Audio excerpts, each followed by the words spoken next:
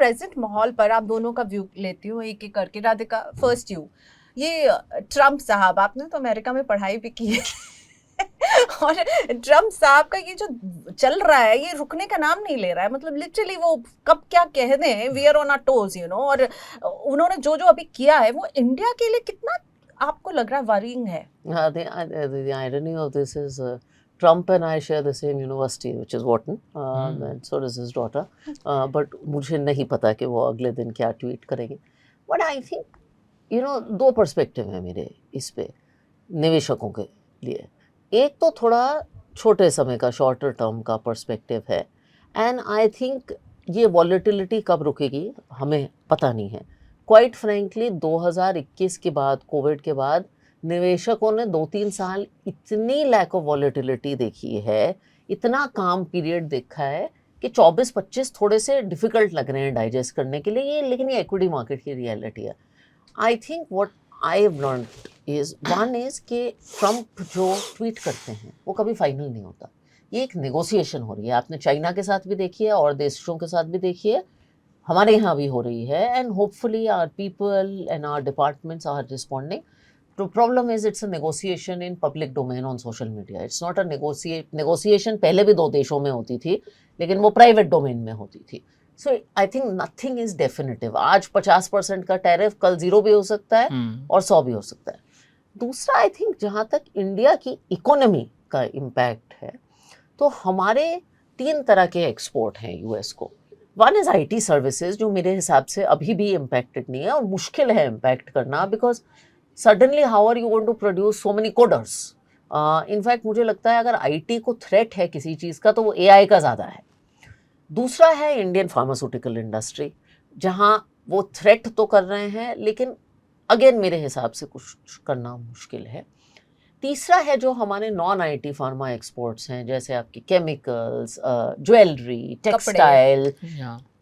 It's a small part of our GDP. तो क्या कुछ इम्पैक्ट नहीं है इकोनॉमी को? शायद है, बट आई थिंक मैंने एक कोट सुना था कि खांसी है, कैंसर नहीं है.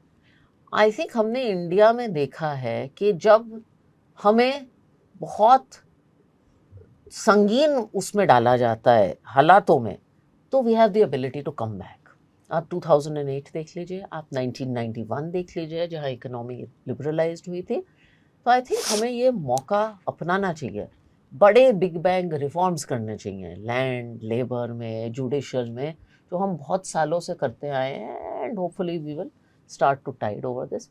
दूसरा, मैंने कहा ये शॉर्ट टर्म है. I think medium term Indian economy, अगर मैं इसका 5 से 10 साल का आउटलुक देखूं, तो वो मेरे हिसाब से बिल्कुल नहीं बदला है.